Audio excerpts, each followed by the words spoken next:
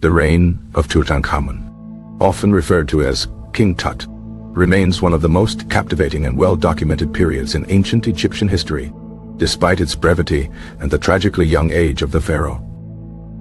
Born around 1341 BC, Tutankhamun's path to the throne was far from predetermined, inextricably linked to the dramatic religious and political shifts occurring under his predecessors, particularly Akhenaten.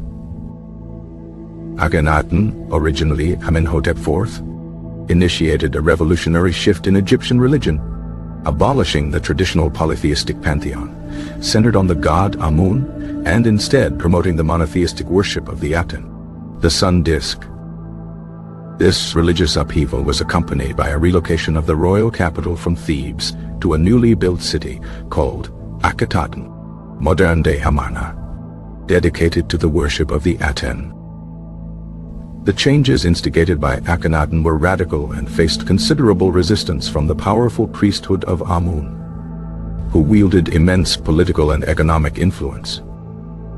Little is definitively known about Tutankhamun's parentage, though genetic evidence suggests he was the son of Akhenaten and one of his sisters or half-sisters, potentially Nefertiti, or a lesser-known royal woman.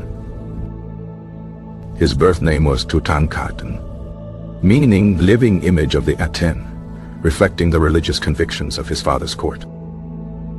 The circumstances surrounding Akhenaten's death are unclear, but his reign was marked by internal strife, economic hardship, and a decline in foreign relations, creating an unstable environment for the young Tutankhaten's inheritance.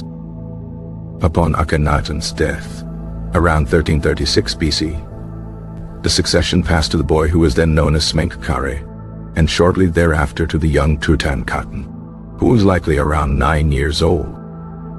The identity of Smenkhkare remains shrouded in mystery, with some scholars believing he may have been a co-regent with Akhenaten or a brief ruler in his own right before Tutankhaten ascended the throne. Upon assuming the throne, Tutankhaten quickly reversed Akhenaten's radical religious reforms, restoring the traditional worship of Amun and the other Egyptian gods. The name Tutankhaten was also changed to Tutankhamun, meaning living image of Amun, symbolizing the return to the traditional religious order. The capital was moved back to Thebes, restoring the city's prominence and easing tensions with the powerful priesthood of Amun. Tutankhamun's reign was marked by a concerted effort to repair the damage caused by Akhenaten's policies, rebuilding temples, restoring religious practices, and re-establishing diplomatic relations with foreign powers.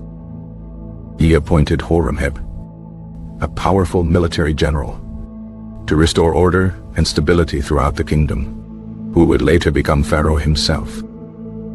Despite the positive changes, Tutankhamun's reign was short-lived.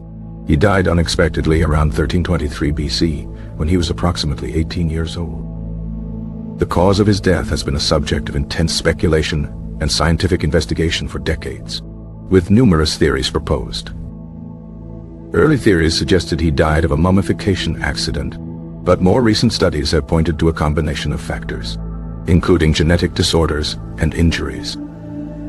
Genetic analysis has revealed that Tutankhamun carried 2 copies of a recessive gene linked to Klinefelter syndrome, a genetic disorder that can cause various health problems.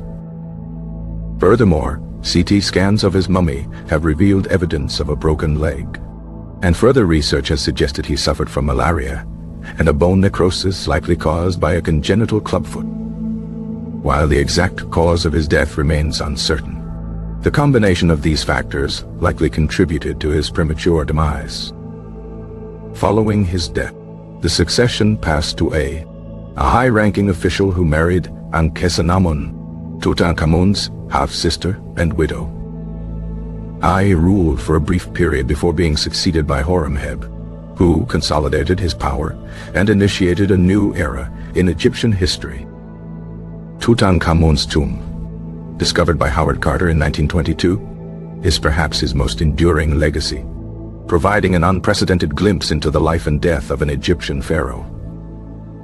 The tomb, though relatively small compared to the tombs of other pharaohs, was remarkably intact, filled with a vast array of treasures, including furniture, jewelry, weapons, and chariots.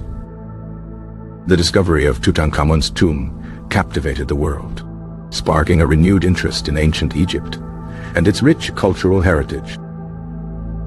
Among the most iconic objects found within the tomb is the golden funerary mask, a masterpiece of ancient Egyptian artistry, depicting Tutankhamun's idealized features.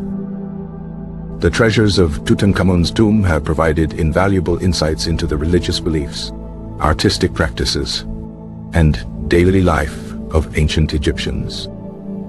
Despite his short reign and relatively obscure position in Egyptian history, Tutankhamun has become one of the most recognizable figures from the ancient world. His story serves as a poignant reminder of the fragility of life and the enduring power of the past.